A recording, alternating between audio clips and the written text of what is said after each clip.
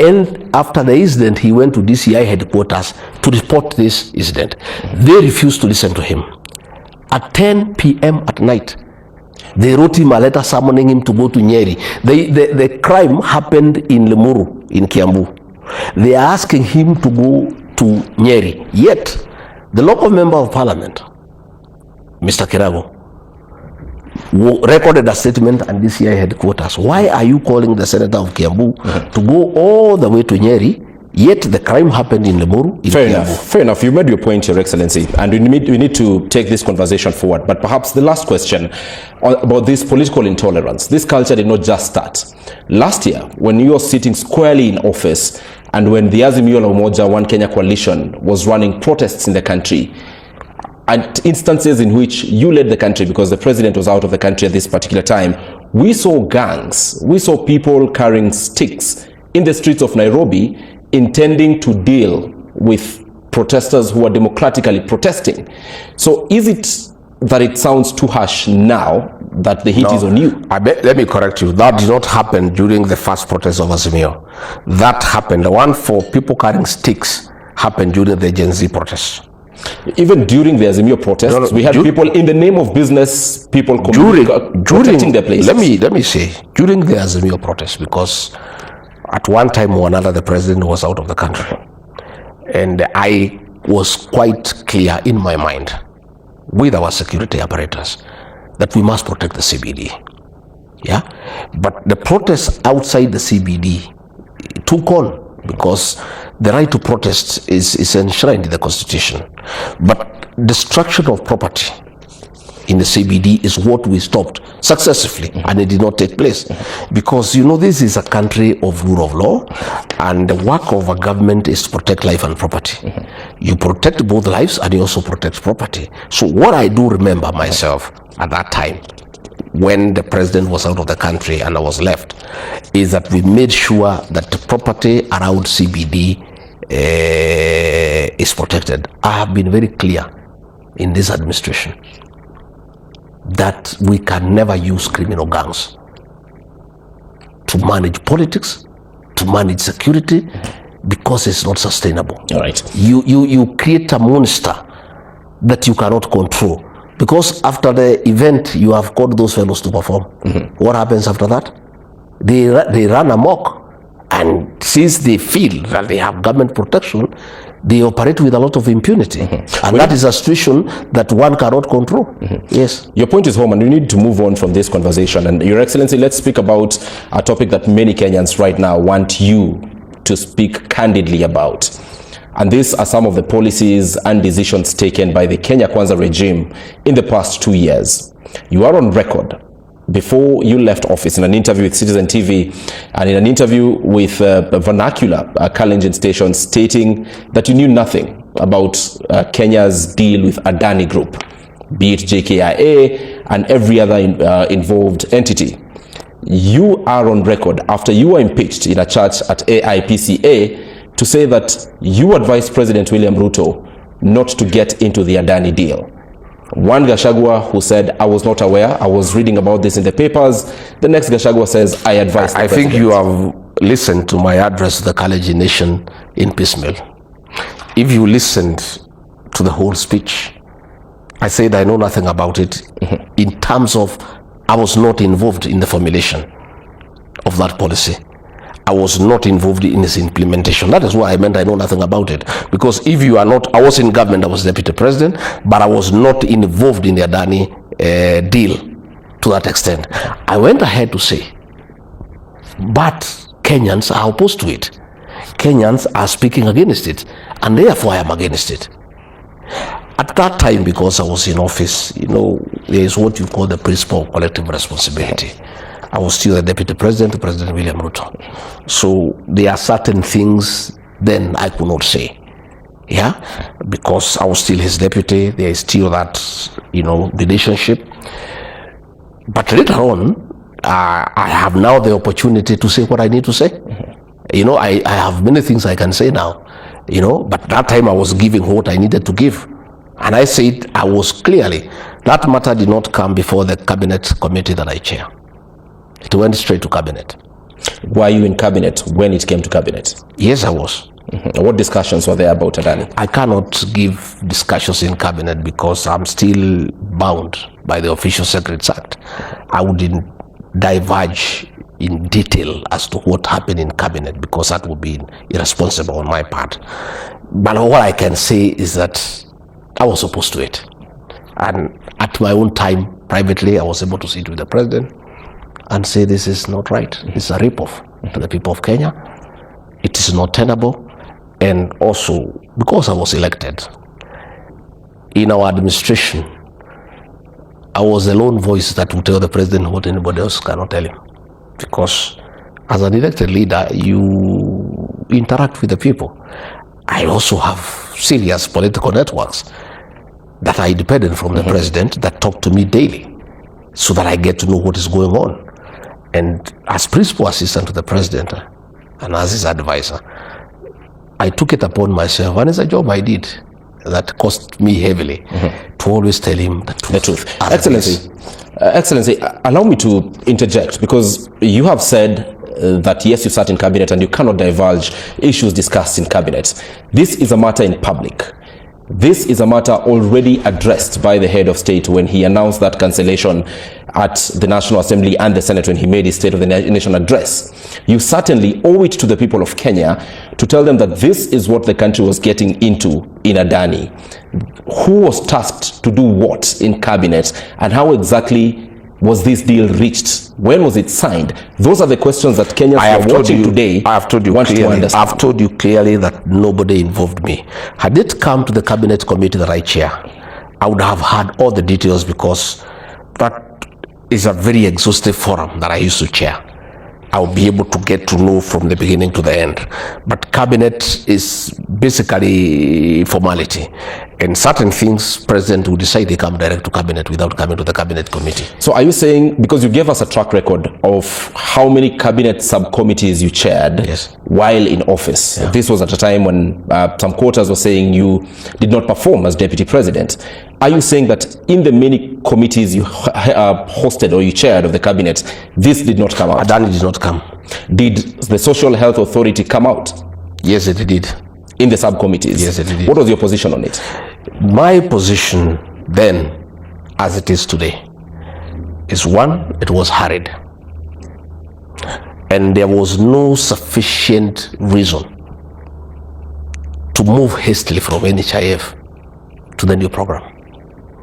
And from my own reasoning, when I even looked at the mathematics surrounding that program, is that it would have cost us between 700 to 800 million to upgrade the system that was running the NHIF to make it compliant. Yet we are moving to a new program that is costing 104 billion shillings. And in my view, my very honest view, that's the crux of the matter.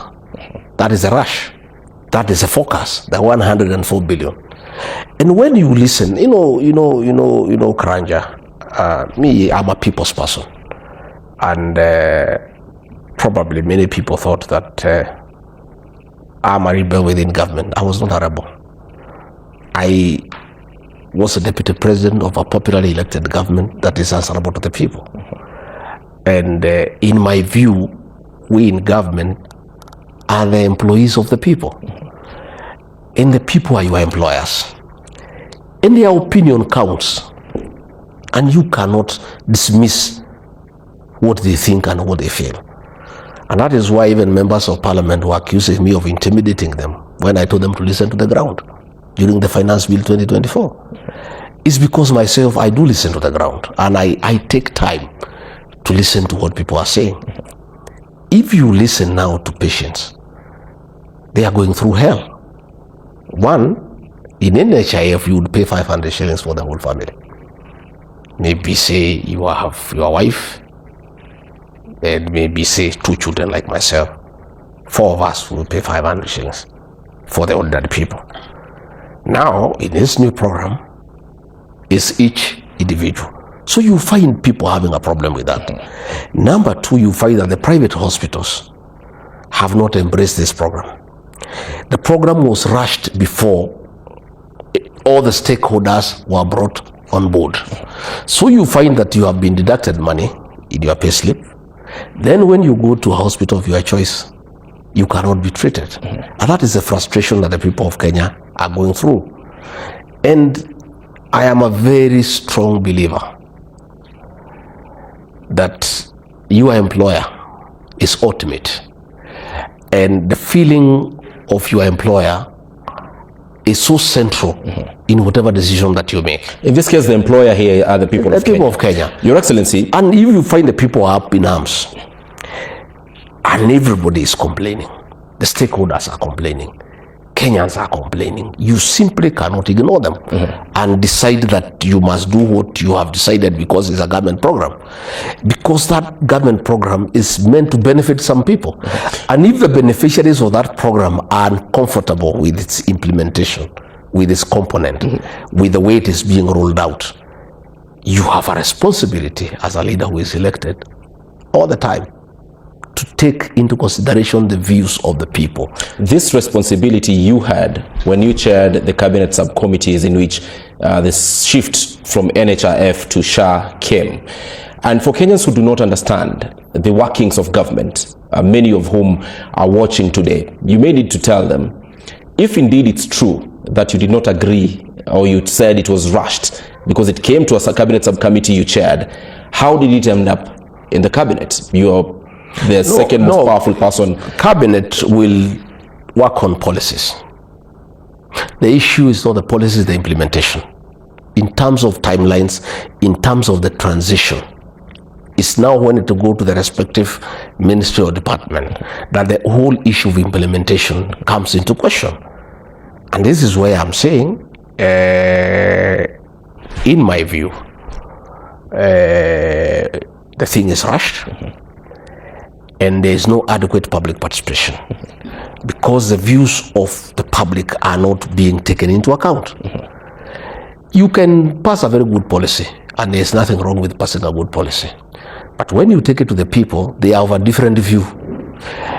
You have a responsibility to change your mind after listening to the people, because at the end of it all, they are the consumer of that policy. You know, all these public policies are meant for the public. They are not for the bureaucrats who work around them. So when you do it, and probably you think you are doing it in good faith, and you think you have come up with a very good policy that can benefit the people. And when you roll out, and that's why public participation has become very instrumental in the new constitutional dispensation. You must ask the people, what do you think about this program? If there is a lot of resentment, if there is a lot of rejection, it behoves you as an administration to take into consideration the views of the people. You know, I have seen an advisor in the president's office telling people that their children will not be allowed to go to school unless you register for this program. You know, that is coercion. That is intimidation. If something is good, Ibrahim, it is people who should be rushing to register. You know, a good package, something that is attractive, something that is beneficial to the people. You know, it is upon people to rush and do it. But if it reaches where you have to intimidate people and blackmail them, that unless you register for this program, your child will not be admitted to school, there is a problem somewhere. Why are you setting conditions? Mr. Gachagwa, what level of responsibility are you taking in this situation that we are in? You are speaking about a government that does not listen. You served in this government for close to 2.5 years.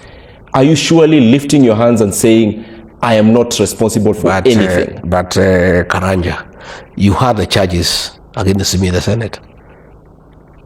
These are some of the charges that were brought against me. Insubordination. Because of saying, no, this is not right. I'm told I'm insubordinating the president. I was accused of not living to the principle of collective responsibility. Because in some instances, I would say, no, this is wrong. I have listened to the people, and this program is anti-people. So you cannot sit here and ask me to take responsibility when you know that some of the charges against me before the National Assembly and the Senate was that I went to the side of the people. Charges. I'm a people's person. Charges which you, through your lawyers, completely refuted. That's what I'm saying. I said, like, we were told to go and supervise the demolition of homes along Nairobi River. And I said, no.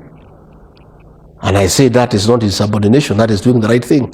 Because, one, a government should not have war, be at war with the citizens. We had made a commitment as the Kenya Kwanza administration that if we are elected to office, we will not have brutal evictions and inhuman relocation of citizens. And here I'm being told to do it. And I say, no, I will not do it. And I was defending that charge to say what I did is the right thing, because even if you look at the UN Charter, there are certain ways how you relocate people. So I have gotten where I am today because in many instances, I refuse to betray the people of Kenya. Fair enough. I refuse to betray the people of Kenya. And what is not right, I said it's not right. And where people had a big problem with a program, I will tell Mr. President, the people have a problem with this Fair program. enough. You have mentioned that the crux of the matter, and I'm sorry for taking you back, but it's really important that you bring it out. The crux of the matter on SHA is 104 billion shillings that was being used for the system. What do Kenyans need to know about this? Kenyans need to speak out. They need to speak out about something they know 104 billion shillings, Karanja. It's not 104 shillings. It's serious money. And experts have told me that it was possible to improve the existing system that was in NHIF at a cost of between 7 to 800 million. Here we are spending over 100 billion. And from where I sit, when I look at the whole rush of this SHA shift thing, it is because of this 104 billion. That is where the issue is.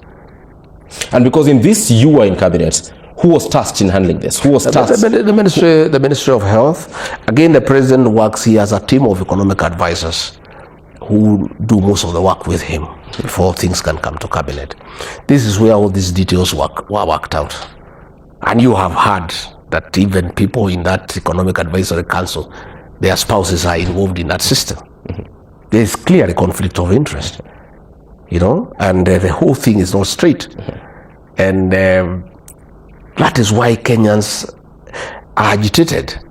Why would you want to spend 104 billion shillings on a system that is not necessary? It was quite okay to improve the existing one, between 7 to 800 million to do the same purpose. So you can see some people somewhere are conflicted. And that is why the rush, because for this 104 billion to come out, the thing needs to be rushed.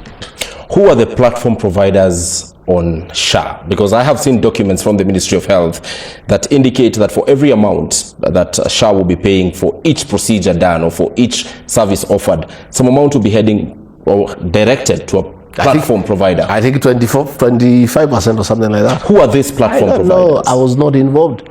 Nobody involved regarding gachagwa. I was not involved in the procurement. I was not involved in the conceptualization of this SHA thing. I was just there. And that's why I'm saying many times I was being told, President said that I failed to defend. He said when he was unveiling his deputy, he accused me of having left him alone to defend government programs and failed to support him to defend government programs. But how do I defend things I don't know, Karanja? I can't go to defend that SHA thing. The use of 104 billion, I would be out of my mind to come to television to support something that, in my view, is ridiculous, and which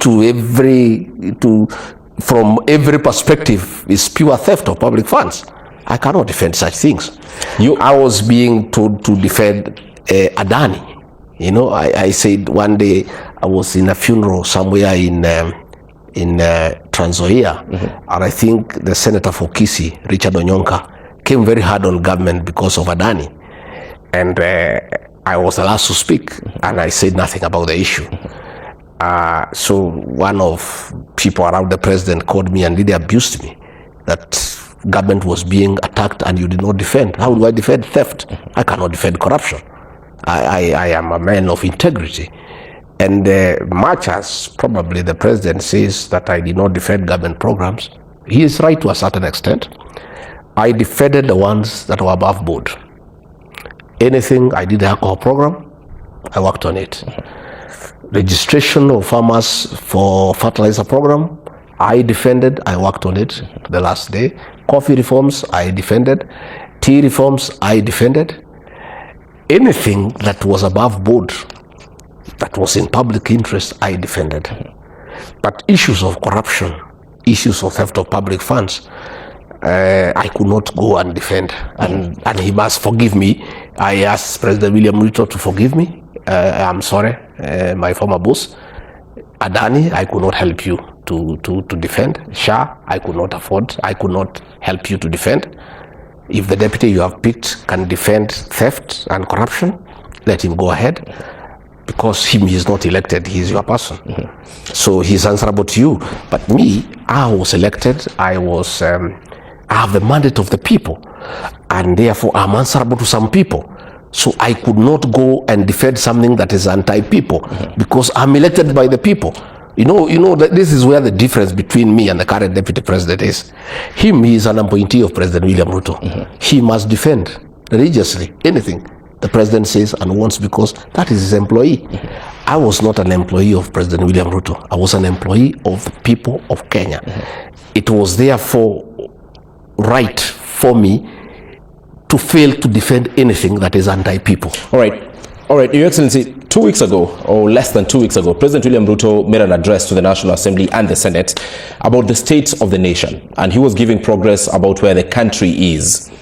This progress was for a period in which you served as deputy president. What is your honest view of what the state of our nation is today? Well, the president spoke about the fertilizer program, which admittedly is a success. And I took part. I worked with it with the president. And in fact, one day, a minister came and presented to the president a bill of about 1.8 billion to distribute fertilizer. And I happened to be there. And I told the president, this is theft. You know, he was saying, for us to distribute fertilizer in Kenya, we need to hire a firm to ensure that the fertilizer reaches the farmers. And he was giving like 300 shillings per bag. So we calculated with the president and the bill would have been like 1.8 billion. And I did suggest to the president that we could register farmers using the officers of the National Government Administration. And he was agreeable. And he asked me to oversee the exercise, which I did successfully. And within 2-3 weeks, we had registered 5 million farmers. And that program is very, very successful. Again, the issue of the strengthening of the Kenyan shilling, that again is successful. Again, the employment of the teachers, 52,000 teachers, give credit where you do, that is true. But there are issues he talked about. The economy has improved. There is growth, there is less inflation, all those figures.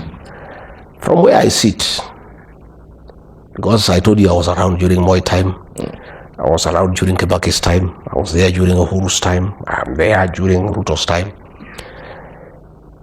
For you to know whether the economy is successful, you don't need figures. Just ask Wananchi, they will tell you. If you ask people who have been around through those 4 governments, they will tell you that the economy improved during the tenure of Mwai Kibaki. Those are they are the best indicators. Forget about these figures and percentages. Those are theories and statistics done at the Treasury, growth of 2.7%, I don't know. Those are okay. But if you want to know how the economy is performing, just talk to the ordinary people. Karanja, you live with this country. Talk to the people. What is your view? I'm asking you. Talk to the people. You served in this government for half time. We are not talking about the government now. We are talking about I'm telling you, Your Excellency, the best people to give you an indication about the performance of the economy are the people of Kenya. And from what they tell me every day, they don't think we are making any progress. They think we are doing very badly. And at the end of it all, they are the owners of this country. They are the people we work for. So what they think and what they feel is the most important. And any time there is improvement in the economy, the people will feel it. There will be improvement in business. There will be improved cash flow, the employment. All those benefits will tag along with an improvement of the economy. And I can tell you from where I sit, Kenyans are crying. One, for taxation. I was with a police officer who told me all those things that were happening, because even them, they are very unhappy looking at his payslip, the deductions. All the people with the payslips are very unhappy because the deductions are not corresponding to the service. Like now, this money for SHA and SHIF, people are deducted when you go to hospital. There is no service. Again, we had a problem with the Finance Bill 2023 about taxation of primary agricultural produce, avocado, macadamia. So you find people have a problem. If you go to the small traders in Nairobi, in fact, if you go to Nairobi, Karanja, I would like you to take your cameras and yourself and go around. Most of the shops are closed down. There's no business. And that's a clear indication. If you want to know how the economy is going, go downtown to Nairobi, go to River Road, go to Taveta Road, go to Accra Road, go to Nyamakema, and you find most shops are closed. In fact, shops used to pay goodwill of 3 million.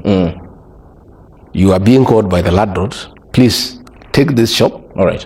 There's no goodwill. Pay us whatever rent you can afford when you have it, but have the place opened. So I can say that we are not doing well. Those figures the president said, fine, those are figures.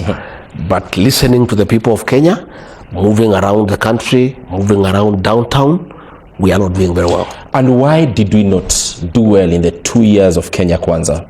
During your inauguration, you clearly stated that you took a country that had a dilapidated economy. However, you were stably on the steering wheels with President William Ruto for 2.5 years, and you're giving us a track record that the economy is bad.